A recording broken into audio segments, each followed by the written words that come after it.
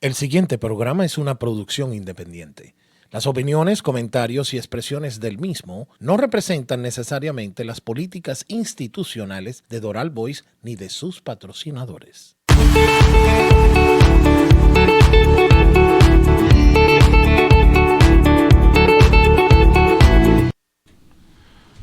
Buenas tardes. Hoy es miércoles 19 de octubre del año 92. Estamos empezando un poquitico tarde el día de hoy. Año 22. De 2022. Estamos empezando un poquitico retrasaditos, pero bueno, ya aquí con nosotros. Hoy es el tercer programa de casos y cosas de la política, ¿verdad? Les habla Alejandro Oropesa desde este programa generado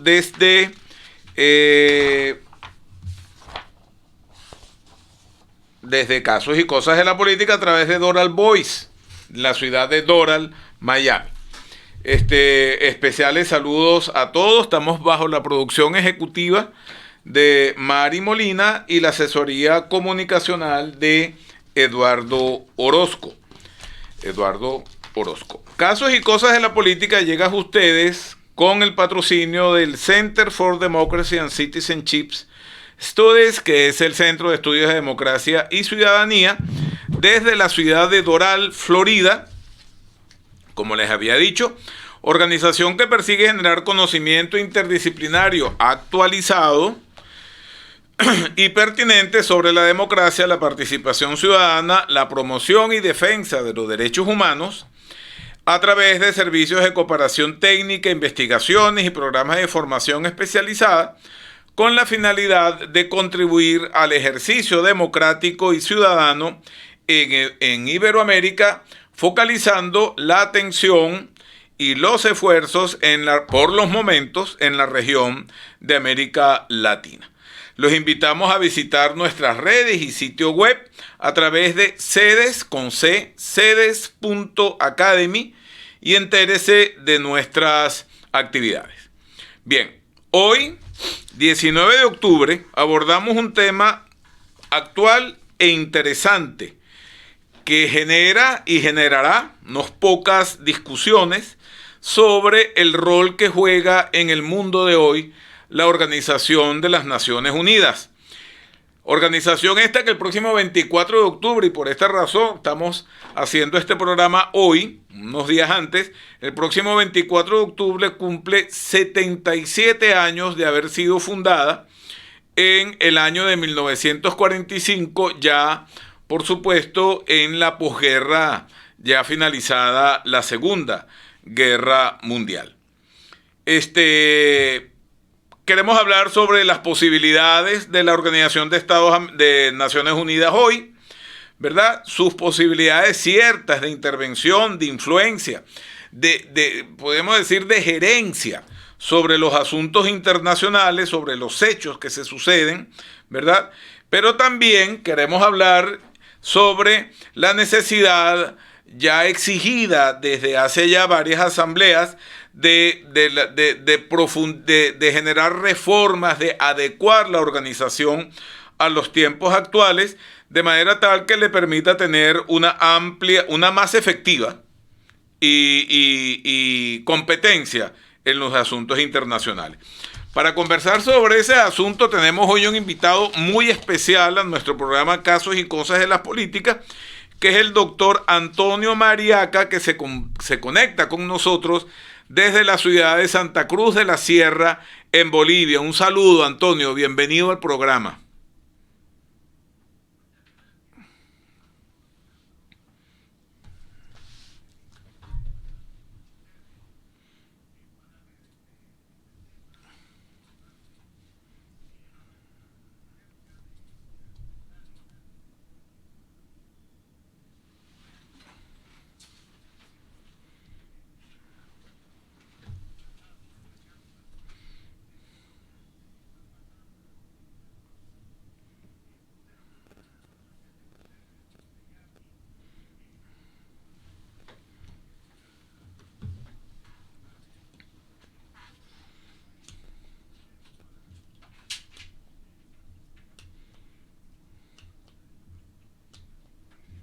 Yo tengo un grupo que se llama Mariaca Relaciones Internacionales y espero que a partir de este momento podamos tener mucha más cooperación institucional entre nosotros. Muchísimas gracias a ti, a Mari, a la producción, y pasaremos a ver un poquito los temas. Tú ya has apuntado algunos de los temas fundamentales de la charla, de esta entrevista. Sí, pero antes de entrar en materia, Antonio, quiero presentarte porque queremos que la gente nuestra sepa de con quién estamos hablando, independientemente que tú eres un hombre muy famoso, pero hay algunas personas que no saben quién eres tú.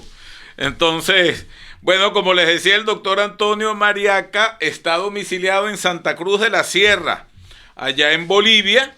Es abogado internacionalista, un reputado diplomático de carrera que ejerció la jefatura de misión en varios países en representación, por supuesto, de Bolivia. Ha sido igualmente representante del Estado en varios organismos internacionales y es catedrático de Derecho Internacional Público, vicepresidente del Instituto de Relaciones Internacionales de la ciudad de Santa Cruz de la Sierra, y es miembro de la Universidad NUR, allá en Santa Cruz de la Sierra, universidad esta que de paso, con la cual tiene sedes desde diciembre del año pasado, un activo convenio de cooperación en diversas áreas. Antonio, quiero hacerte una pregunta muy puntual. ¿Qué tan pertinente y qué tan efectiva? Fíjate las dos palabras, pertinencia y efectividad.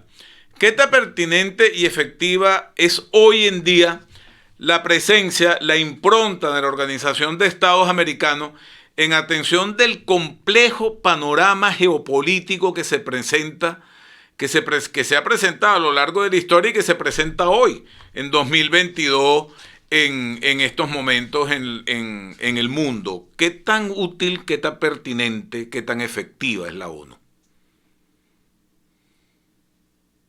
¿Me hablas de la ONU o de la OEA? De la ONU. Dije, se me escapó OEA. No, es ONU, Organización de Naciones Unidas. Había escuchado lo OEA en algún momento. Bueno, no, la pregunta se responde con una pregunta también. El traje, el modelo que se utilizó para la Carta de Naciones Unidas, era un mundo saliendo de una guerra, con algunos esquemas que determinaron después el funcionamiento de Naciones Unidas. El tratado fundacional, la ratificación, toda la parte normativa de Naciones Unidas, se hizo en torno a una situación mundial muy diferente a esta. Y tú ya has anotado, han pasado 77 años. Y entonces la pregunta que nos hacemos es si ese traje, si esas soluciones, si esos objetivos, si esos mecanismos que se diseñaron en 1945 son válidos hoy totalmente. Yo creo que hay una conciencia aceptada de que Naciones Unidas debería tener un remozamiento, una actualización, pero al mismo tiempo el problema que presenta es que ya hay muchos intereses encontrados y en algún momento parece mejor dejarla así a que pueda fracasar, o también puede quedarse paralizada. Por ejemplo, el Consejo de Seguridad, donde radica, es el órgano ejecutivo importante de Naciones Unidas, bueno, tiene ahí 5 miembros permanentes, que no sé si solo son los 5. Ya dicen que por qué, claro, Alemania perdió la guerra, pero yo creo que Alemania tendría que estar ahí. Japón tendría que estar. Tendría que haber un representante de América Latina en el Consejo. Tendría que haber un representante de África. Es decir, todos apuntan de que debería haber un Consejo de Seguridad ampliado a más regiones y sin la capacidad de veto. De veto, exactamente. O relativizando la capacidad de veto, pues. Claro, porque hoy la crisis que estamos viviendo con el tema de Ucrania y la invasión inapropiada, ilegal, injusta contra el derecho, contra la carta, contra todo que ha hecho Rusia en territorio ucraniano, no puede tomar el Consejo ninguna determinación, porque Rusia es miembro permanente. Entonces Rusia genera el problema y después veta el problema. El Consejo de Seguridad.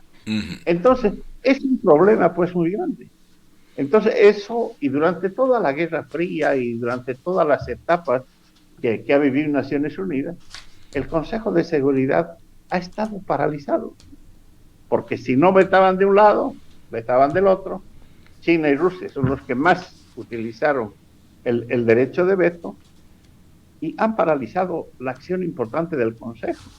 No nos olvidemos que Naciones Unidas, en su creación y en sus estatutos, dedica, o sea, atribuye, le da competencias al Consejo de Seguridad para ser el gobierno. Ellos son los que tienen que autorizar la utilización de la fuerza. Porque si no, solo queda la opción de la legítima defensa. Así es. Pero vemos los atropellos que se están dando en el mundo. Naciones Unidas también te dice, no se reconocerán la anexión de territorios por la fuerza, por la invasión, por la utilización de las armas. Y el momento este parece más grave aún. Ya estamos ante una amenaza de utilización de capacidades nucleares. Entonces, ese es un poco el entorno que sí. tenemos en este momento. Así es. Y por eso es que Gustavo dijo algo grave. Con esto termino esta pequeña intervención. Ya en su último discurso en la Asamblea hace pocos días, navegamos en aguas turbulentas. Nuestro planeta está ardiendo. El mundo está en peligro por amenazas nucleares. Es decir, yo he estado repasando y en los años largos que llevo en enseñanza y de diplomático también, nunca he visto un mensaje tan alarmante de un secretario general de Naciones Unidas. Nos está alertando que podemos entrar en una etapa muy grave de problemas y que el mundo está en graves dificultades. Así es. Bueno, ahora tienes la palabra, es un diálogo y me alegra muchísimo estar contigo compartiendo estas ideas. Muchas gracias. Tenemos las 3:18 de la tarde desde Casos y Cosas de la Política a través de Doral Voice y nuestra app y Google Play, Alexa y Vimeo, transmitiendo desde la ciudad de Doral. ¿Es usted autor, escritor? ¿Desea traducir o publicar su libro? Fran Rodríguez, con más de 40 años de experiencia, le puede acompañar y facilitar en esa maravillosa iniciativa para haber hecho realidad su trabajo, su producto. La compleja actividad de traducción es delicada en todas y por todas las implicaciones que tiene el llevar un texto de un idioma a otro. De eso sabe mucho Antonio, igualmente, porque Antonio ha presentado y ha traducido efectivamente varios libros referidos precisamente a su tema de las relaciones internacionales. Por lo tanto, esa complejidad siempre es muy positiva entregarlo o confiarlo a gente capacitada. Fran Rodríguez le garantiza resultados óptimos en este sentido. No dude en contactarlo para contratarlo a través de su número 305-793-9717 o a través de la página web AlexLib, Alex como Alexandro, y seguidito lib.com de Alexandria Library. Le repito el número 305-793-9717. editor y traductor Frank Rodríguez. Con nosotros el día de hoy el profesor Antonio Mariaca, conversando sobre el tema de la Organización de Naciones Unidas hoy. Antonio, tú tocaste un punto un elemento muy importante dentro de la estructura de las Naciones Unidas, que es el Consejo de Seguridad, y una institución que estuvo desde siempre presente en este Consejo, que fue el derecho a veto por parte de los miembros permanentes del Consejo de Seguridad, que, como bien tú dices, prácticamente este derecho de veto paralizó la posibilidad de que la ONU pudiese tener una impronta un tanto más efectiva. Recordamos el caso de las sucesivas invasiones o represiones por parte de la Unión Soviética, en el caso polaco, en el caso húngaro, en el caso checoslovaco, en donde el derecho de veto fue ejercido por la Unión Soviética en ese momento, para evitar una discusión alrededor de esos temas. Pero también nos pasa, o recordemos, por ejemplo, que una vez que cae la Unión Soviética, que deja la Unión Soviética de ser la Unión Soviética, pues quien hereda el derecho al veto es Rusia. Y entonces hoy tenemos estas realidades a las cuales tú te has referido concretamente. Explícale muy bien a nuestros oyentes qué es el derecho de veto y por qué tú dices que esa institución del veto ha prácticamente paralizado el accionar efectivo de la Organización de Naciones Unidas. ¿Qué es el derecho de veto? ¿Qué justificación se dio para conceder, para crear esta institución en las Naciones Unidas?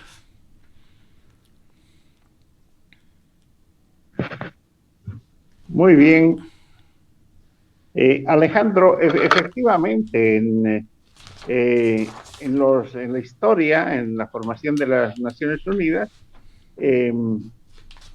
determinaron que las potencias ganadoras de la Segunda Guerra, los triunfadores, los que llevaron adelante además las ideas de la formación de las Naciones Unidas, son las que tendrían este órgano rector del mundo.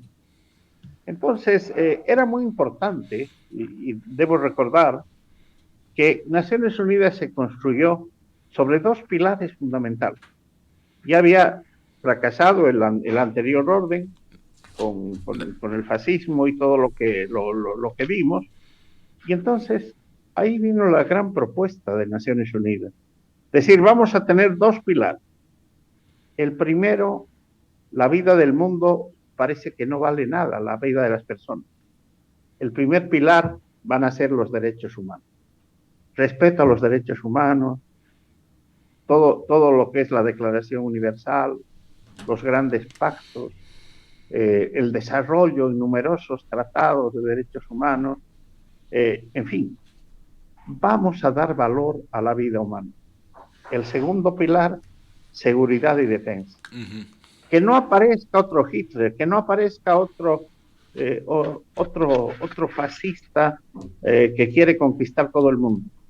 Entonces, prohibida la guerra, no se puede utilizar la fuerza, solo el Consejo de Seguridad puede hacerlo. Solamente se admite el caso de legítima defensa. No se reconocerán territorios adquiridos por la fuerza. Es decir, una filosofía nueva. Eso era Naciones Unidas en su concepción. Su ideal. Y entonces, lo que tenemos que preguntarnos ahora es cómo hemos llevado esto. Es increíble, Alejandro. Es decir, que un conflicto de las dimensiones del conflicto sirio, donde están metidos todas las grandes potencias de Europa, grupos terroristas, todos meten la mano en Siria. Se meten, bombardean, se quedan con territorios, etc. se ha podido sacar una resolución, una decisión del Consejo de Seguridad, ¿no? ¿Cómo Naciones Unidas, cómo este órgano que tiene que garantizar la paz, no va a poner una solución al caso sirio, por ejemplo? Ahora, otro gran conflicto, Irak y Kuwait. Irak se dio cuenta que los pozos petroleros de Kuwait eran realmente muy, muy apetecibles y muy fantásticos y decidieron tomarlo. Y entonces ahí vino una reacción, pero que tampoco fue una decisión del Consejo de Seguridad. Esa fue ya una decisión unilateral de Estados Unidos y algunas potencias más que se sumaron a decir, oiga, no cualquiera puede irse a meter a un país porque tenga buenos pozos de petróleo. Y eso ha sido por la utilización del derecho a veto. Claro que no hay o sea, que digamos que la comunidad internacional no está teniendo el mecanismo de la solución de los grandes problemas. El derecho de veto nos está matando ahí. ¿Qué es el veto, Antonio? ¿Qué es el veto? No.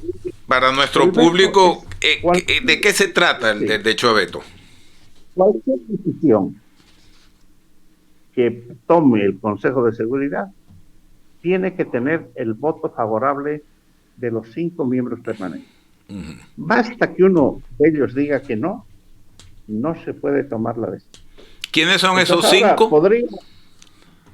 Esos 5 son, Estados Unidos, son Inglaterra, Reino Unido, está Francia, está China y está Rusia. Al comienzo no era esta China, era la China de Taiwán. Después, claro, el peso de la actual China, ya eso cambió y el sitio lo tiene China. Pero los que más han utilizado este derecho de veto, es decir, el veto es vetar una resolución, no dejarla correr, no dejar ejecutar. No hay decisión. No hay decisión. No hay decisión. Entonces, es demasiado el poder que se le da a los miembros permanentes. Por eso es que decían, una de las propuestas que leí, tengamos 10 países en el Consejo de Seguridad, pero que las decisiones se tomen por 8, digamos, por un 80%. Una mayoría calificada. Una mayoría, claro, ponderada, ¿no? Pero bueno, ahí está, ahí entramos otra vez a la gran confrontación que paralizó todo de Rusia y Estados Unidos, y ahora ha entrado con toda fuerza China a intervenir también como una potencia, y se convirtió en una potencia indudable, es uno de los centros del mundo, que incluso está polarizando en este nuevo reparto de cartas de poder que estamos viviendo en el mundo actual. Yo siempre me he preguntado, Antonio, y siempre me he preguntado, a ver si tú tienes, ¿por qué Francia es miembro del Consejo de Seguridad de la Organización de Naciones Unidas si Francia fue un estado derrotado? Francia fue ocupado y Francia fue liberado por las fuerzas aliadas, y Francia no es un país triunfador de la Segunda Guerra Mundial. Entonces, ¿por qué está en el Consejo de Seguridad? Por democracia occidental, derribada por los nazis, o sea. Sí, pero en su momento fue un país que supo plegarse a la resistencia que hubo. Incluso en la firma de los grandes tratados hay una anécdota famosa, ¿no? Decían, pero miren, están aquí los franceses, o sea, ya sabemos que Francia no fue, o sea, pero sufrió mucho también. Sí, cómo no. La invasión y todo esto y Francia ha tenido siempre una diplomacia muy ágil en ese sentido. Es admirable la diplomacia francesa, cómo actúa en los momentos difíciles. Miren su actuación en la Unión Europea. Es uno de los grandes aportantes, pero también han tenido la habilidad de poder sacar muchos beneficios con todo el tema agrícola, etc. Exactamente. Es un país muy fuerte y además es un país con líder. Ujú. Estaba De Gaulle, Estaba de gol, exacto, con un canciller, con un ministro de Relaciones Exteriores que era una maravilla. claro, Francia, bueno, y bueno, es una potencia nuclear también, Ujú. no tenga mucho, pero sí es un país de un peso enorme. Eso decían, es decir, esta guerra que inició Rusia ha desnudado un poco las falencias económicas de Rusia. Es decir, la Sí, economía de Rusia es sí, poco más que la mitad de la economía de Francia. sí. Es un poquito más que la economía de España, Ujú. que es una potencia media. Sí, Entonces, se está viendo que la Rusia no era un poder tan grande económicamente y se están notando sus falencias en armamento y en otro tipo de temas. sí. Eh, Bien, vamos a hacer un pequeño corte aquí. Tenemos las 3:31 de la tarde, transmitiendo desde Casos y Cosas de la Política nuestro programa de hoy a propósito de la próxima conmemoración de los 77 años de la creación de la Organización de Naciones Unidas, por allá por el año de 1945. Nos acompaña hoy el diplomático boliviano, el doctor Antonio Mariaca, desde Santa Cruz de la Sierra. ¿Conoce usted los profesionales de Atom Digital Way? ¿Cuántas veces usted no se ha sentido frustrado en el mundo digital? Yo particularmente tengo que confesar que muchas veces. ¿Ha tenido usted malas experiencias con agencias de marketing y desearías aprovechar al máximo el recurso del marketing digital para impulsar tu negocio? Pero además de eso, también te gustaría entender y manejar tu equipo de marketing sin que te distraigas con cosas que no son necesarias o no entiendes o no necesitas. Pues no eres el único. Muchos nos hemos sentido así y es probable, seguramente, que también nos ha pasado a muchos que ya invirtiésemos en marketing digital y no obtuvimos los resultados que esperábamos. Entonces te sientes, por supuesto, inseguro y aprehensivo de hacer nuevas inversiones. Pues Atom Digital Way te ofrece una solución. Visita nuestra página web atomdigitalway.com y obtén todas las respuestas y todas las orientaciones que necesitas alrededor del tema de marketing digital.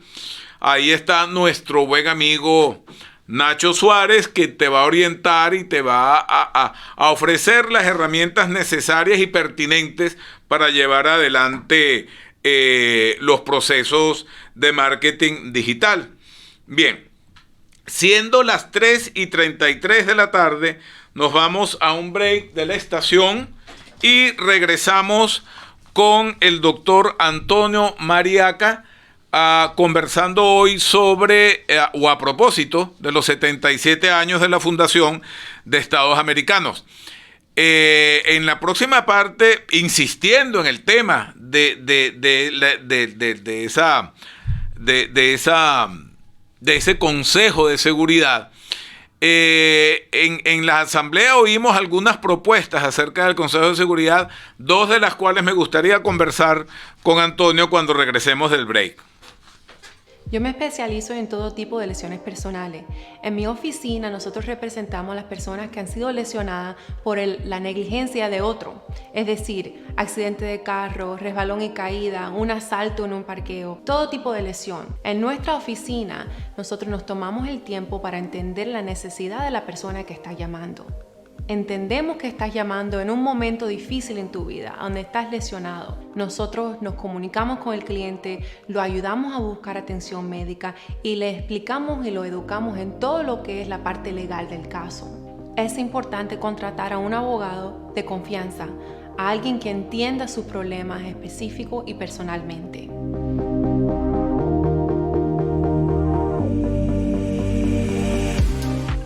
¿Eres colombiano y vives en los Estados Unidos? Escucha esto. Majority, la banca móvil todo en uno para latinos, te regala $20 cuando envías dinero a Colombia. Con la app de Majority, disfrutas de beneficios como llamar a Colombia gratis, a teléfono fijo o celular, enviar dinero y recarga sin comisión. Y obtienes una tarjeta de débito Visa con descuentos y cashbacks en tiendas locales. Tómale una foto al código en pantalla y descarga la aplicación o visita el stand de Majority en el Dolphin Mall de Miami, al lado de Old Navy. Ahorra, envía, habla con la app de Majority, la banca móvil para latinos. Si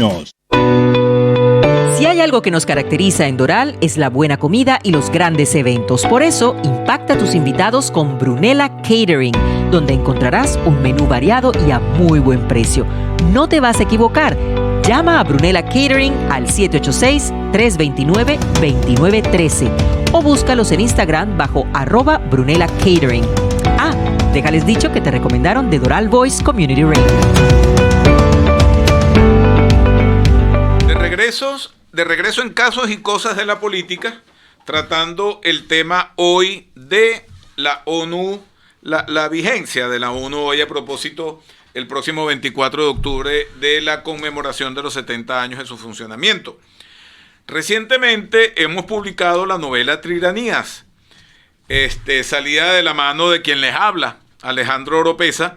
Esta novela fue editada por Acento News acá en Doral, con la colaboración editorial de Voces Invisibles desde la ciudad de Lima, allá con mi querida amiga Mariana Libertad. Leemos en la portada que la novela es una saga en 3 tiempos, 3 patrias perdidas, 3 destinos errantes luchando para no hundirse en medio de violentas tempestades. Se encuentra disponible en Amazon a través del link amazon.com/libros/Triranías. Así que, Antonio, te recomiendo mi novela para que la leas y disfrutes un rato con su lectura, eso espero. Bien, estimados amigos, tenemos las 3:37 de la tarde acá en Casos y Cosas de la Política, que se transmite a través de Doral Voice y que se puede acceder vía www.doralvoice.com y de nuestra app y de Google Play, Alexa y Vimeo, transmitiendo desde la ciudad de Doral, Florida. Con nosotros el doctor Antonio Mariaca, que nos acompaña desde la ciudad de Santa Cruz de la Sierra, en Bolivia. Antonio, quería comentarte algunos aspectos que observamos o que hemos quizás reflexionado en los últimos días. A propósito de la reciente exclusión de Venezuela del Consejo de Derechos Humanos, de la Comisión de Derechos Humanos de la Organización de Naciones Unidas,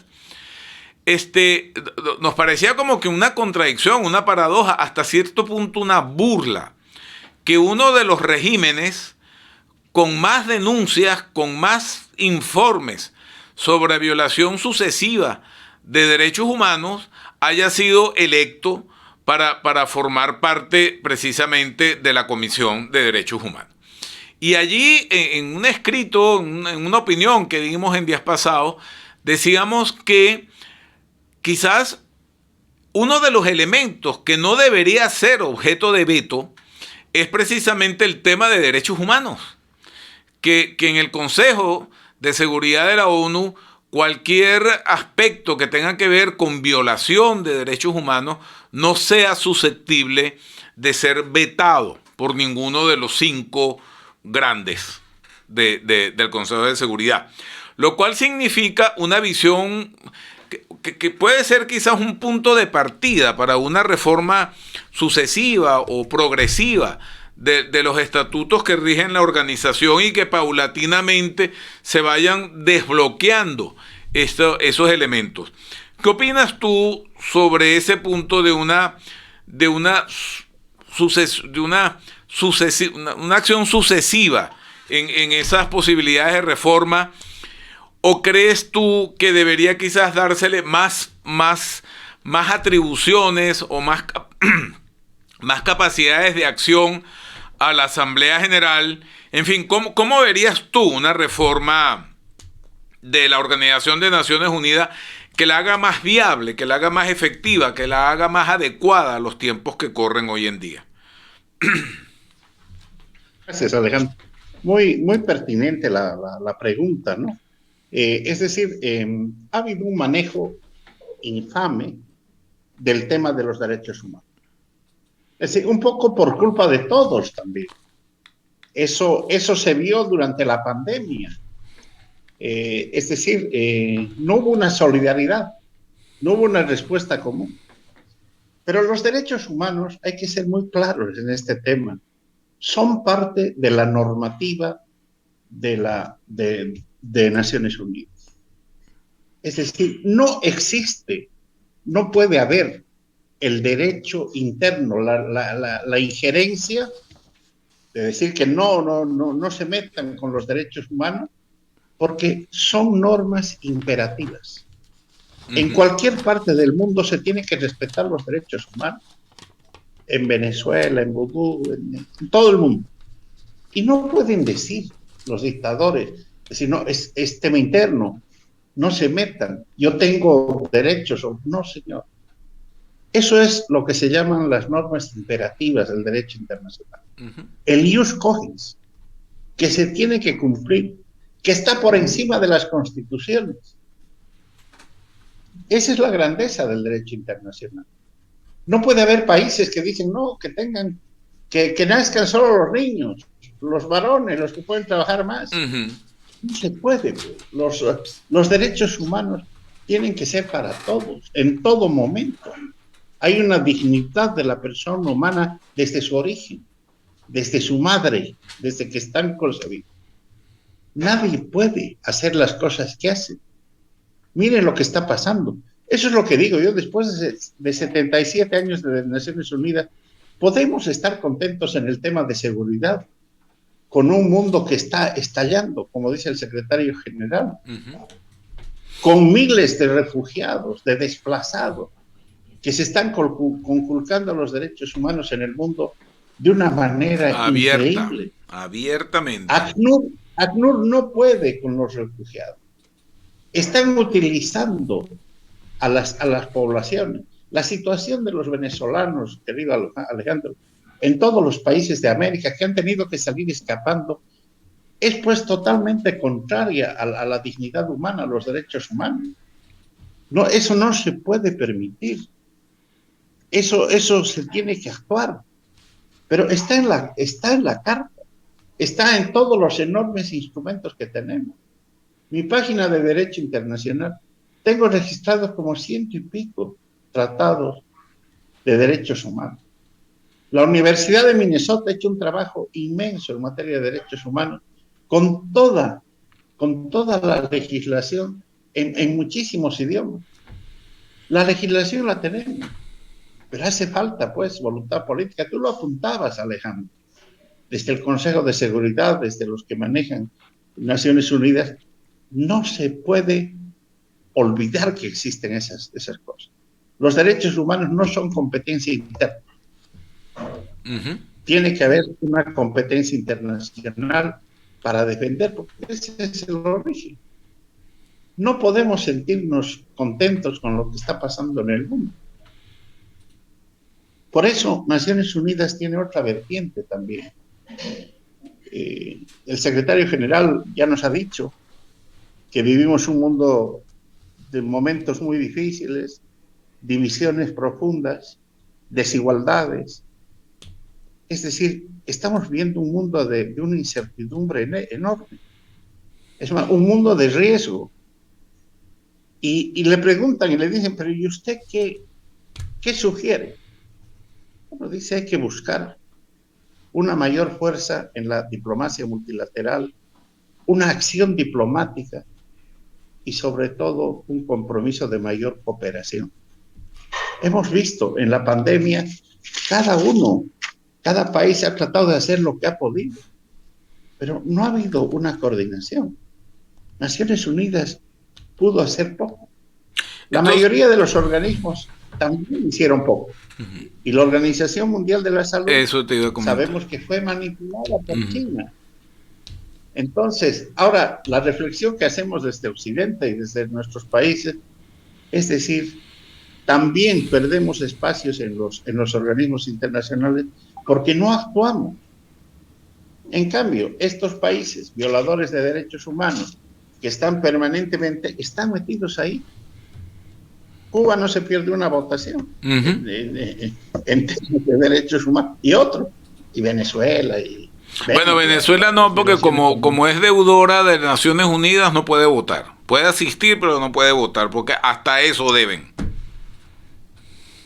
Sí, eso sabe. Una pregunta, Antonio, una reflexión. Sí. El mundo, cuando nace Naciones Unidas, acordemos que tanto la Sociedad de Naciones como Naciones Unidas nacen por consecuencia de dos grandes guerras. La Primera Guerra Mundial da origen a la Sociedad de Naciones, que nace allá en San Francisco. Y posteriormente la Segunda Guerra Mundial da origen a Naciones Unidas. Quizás por tiempo se puede decir que Naciones Unidas pues ha sido como que la más duradera, al menos. Pero la pregunta sería la siguiente. Hemos dicho que el entorno en el cual emerge Naciones Unidas en 1945, se puede decir dos hitos fundamentales. En 1945 termina la Segunda Guerra Mundial, posteriormente en 1989 cae el muro de Berlín, en el 92 geopolíticamente se reconfigura, al menos Europa Oriental, con la caída de la desaparición de la Unión Soviética. Entonces tú hablabas ahorita de esa realidad presente, de que los cinco grandes pues han venido dominando la geopolítica, etcétera. Y entonces, en ese sentido, Antonio, ¿ha cambiado el mundo entonces? O mejor dicho, la pregunta es, como que el mundo no ha cambiado mucho desde 1945 a hoy, porque entonces los mismos argumentos, las mismas estrategias, quizás los mismos planteamientos del dominio geopolítico de los cinco grandes, pues se mantiene. O sea, se reconoce en 1945 que se hicieron unas Naciones Unidas a su medida. Posteriormente, a partir de 1989, y como bien decías tú, la sustitución de Taiwán por China en el Consejo de Seguridad, y posteriormente en 1990, luego de la caída de la Unión Soviética, pues digamos Rusia hereda el voto de la Unión Soviética en el Consejo de Seguridad. Entonces ponías el caso de Siria, ponías el caso súper terrible de la pandemia del COVID, etcétera. Entonces, ¿ha cambiado tanto el mundo o es una percepción nuestra, pero los esquemas de dominio geopolítico como que siguen siendo los mismos? Sí, muy interesante, Alejandro. Bueno, el mundo, hay autores que están hablando de estas etapas que nos están tocando vivir. La etapa de los fascismos, que termina en la Segunda Guerra. Después ahí entramos en la etapa de la Guerra Fría, el derrumbe, que tú hablas de la Unión Soviética. Entramos en un mundo abiertamente unipolar, con un poder muy grande, con un liberalismo impresionante, pero que después también comienza a mostrar ciertas falencias, no es como decían Fukuyama y todos estos autores. Y entonces estamos entrando en un mundo multicéntrico. Es decir, con el poder se está dividiendo en muchos pequeños centros. Están los dos centros grandes que ya se avisoran ahora. Es decir, Estados Unidos con Europa Occidental, que forman un frente democrático, más de instituciones, pero también se está formando el otro bloque, que es China con Rusia, que es de una tendencia autocrática, dictatorial, diferente. Por eso Kissinger salió hace poco tiempo y dijo, oiga, no le peguemos tanto a Rusia, porque lo que vamos a conseguir es que al final Rusia, que tiene un componente europeo muy grande, se vaya a las manos de China. Y entonces eso sería una pérdida para nosotros. Hay que buscar una negociación, hay que buscar una solución, hay que encontrar una salida a este enorme conflicto que estamos viviendo con Ucrania. Por eso la sugestión que tú haces de lo que está viviendo el mundo en este momento, este nuevo reparto de poder, después de la pandemia y después de la guerra de Ucrania, vemos que las variables se están moviendo a una velocidad enorme. Uh-huh. Es decir, Sí. jamás Putin pensó que iba a tener tanta resistencia, Uh-huh. que Occidente se iba a jugar tanto por Ucrania, que iban a demostrar con tanta claridad la inconsecuencia, la violación de la acción rusa y las debilidades internas de su ejército, de su estrategia, de su economía, y también ha hecho dar cuenta a muchos países. Yo he vivido años en Suecia, he sido embajador ahí. Bueno, ellos querían mantenerse en una neutralidad, no. Ahora se dieron cuenta, dijeron, Ajá, así es. Pero así es. si no se frena Rusia, ya estamos a un paso de ellos.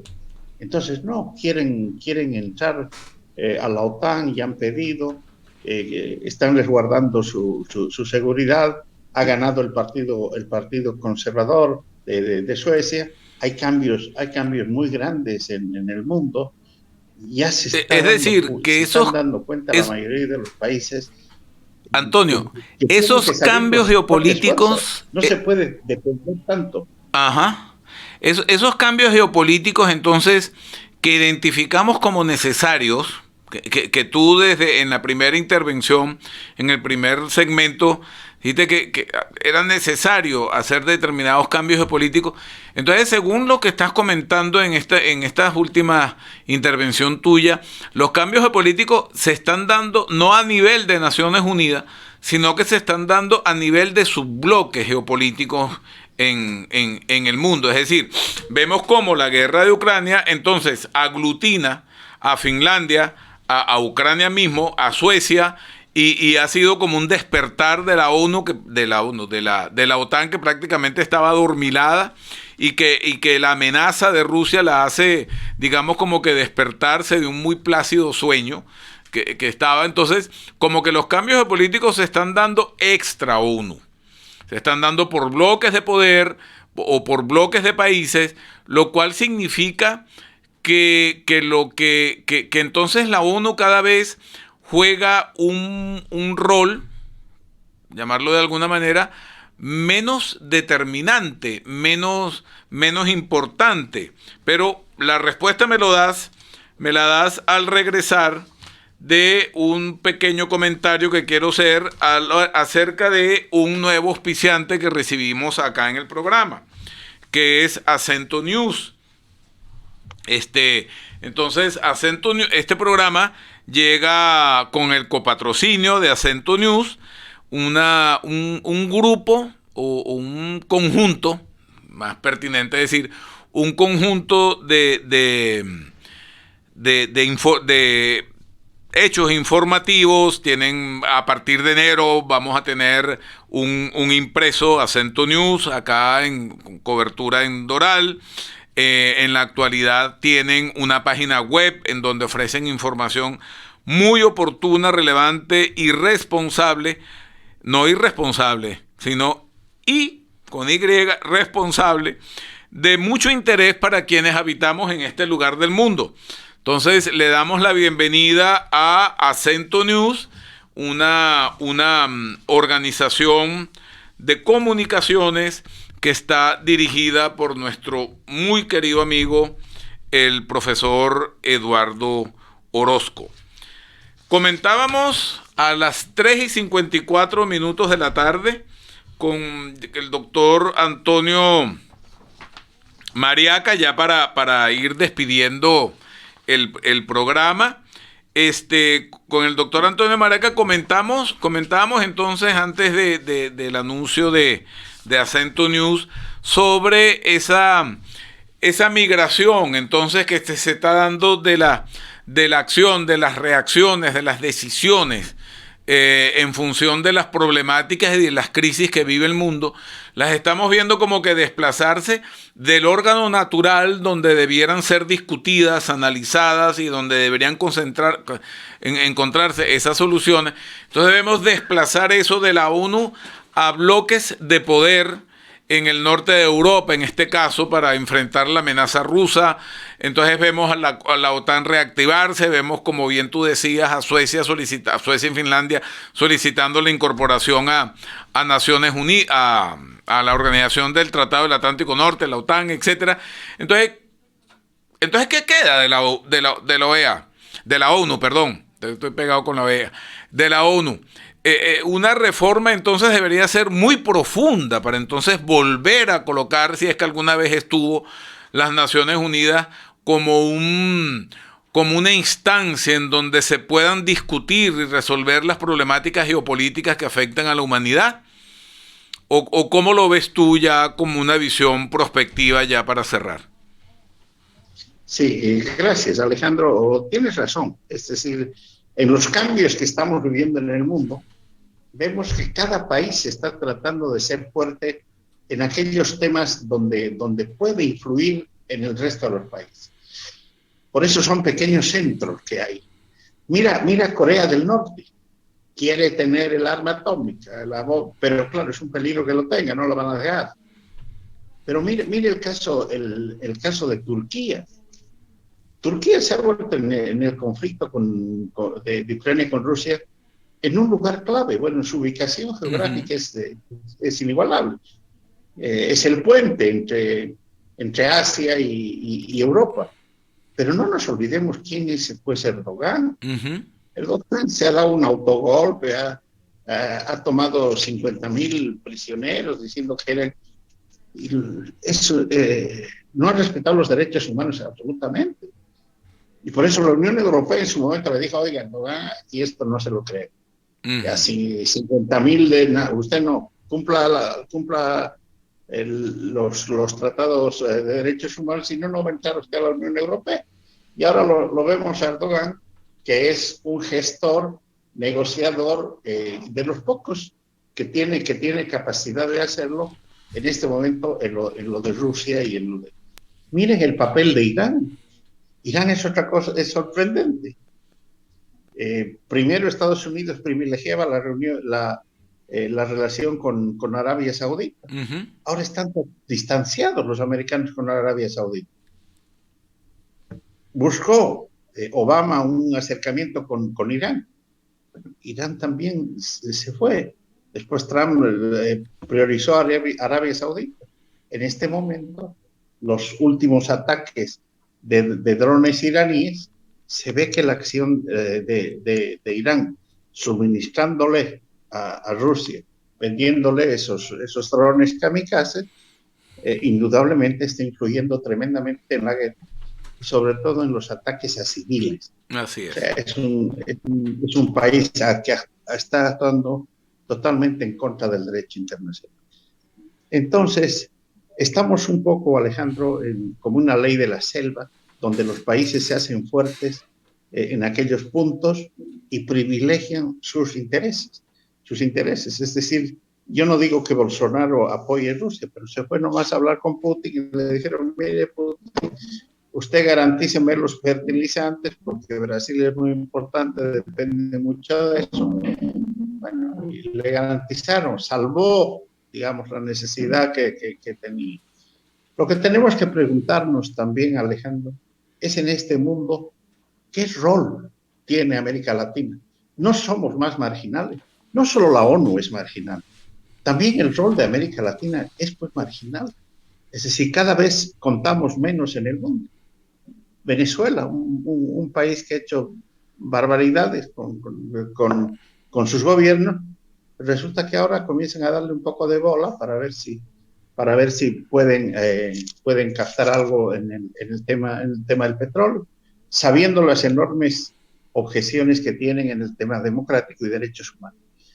La gran reflexión que tenemos es si es la democracia un valor apreciado en la comunidad internacional, en el mundo, o estamos quedando en manos de tipos que no reconocen nada. ni derechos humanos, ni democracia, que pueden utilizar armas nucleares, que pueden meterse a países, que pueden desarrollar, utilizar armas que no se deben.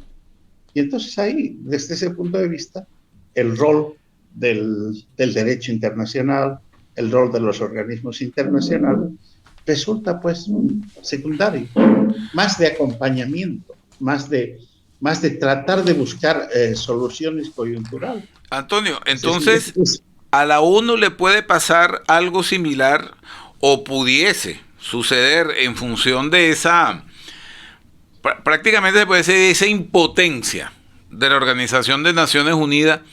¿Le puede pasar a Naciones Unidas lo que le pasó a la Sociedad de Naciones?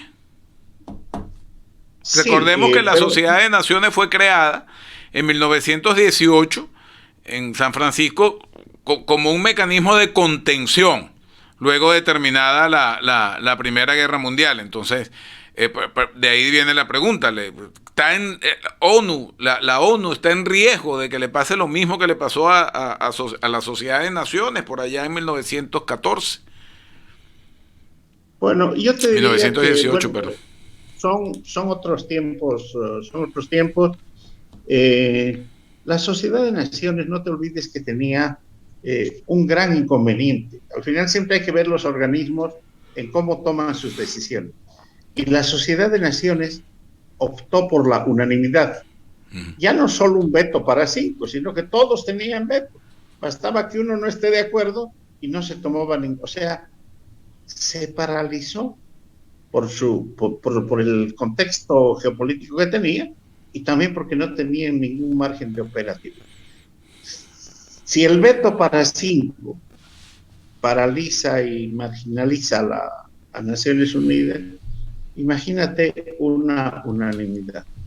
Yo creo que lo interesante es iniciar una etapa de cooperación importante, iniciativas diplomáticas. La diplomacia no está actuando. La diplomacia tendría que actuar más. El otro día un programa de Deutsche Welle muy brillante, un analista alemán decía, pero Alemania, ¿qué se está preguntando? Si va a dar armamento, si va a ayudar esto, ¿qué va a hacer? Pero, ¿qué iniciativa política de solución diplomática está dando Alemania? Que es un líder de Europa, es un líder del mundo. Europa está también como sumergida. Y dime, Alejandro, ¿qué líderes grandes ves en el mundo ahora? En América Latina, en Europa. ¿Quién es el mayor exponente en este momento en Europa? Macron. Miren lo que está pasando en Inglaterra, en los demás países. ¿Qué líder destacaríamos en América Latina? Yo creo que también es eso. Es decir, claro, ya no hay Churchill, ya no hay De Gaulle. Ya no hay De Gaulle. Todos esos pensadores que estuvieron, que crearon.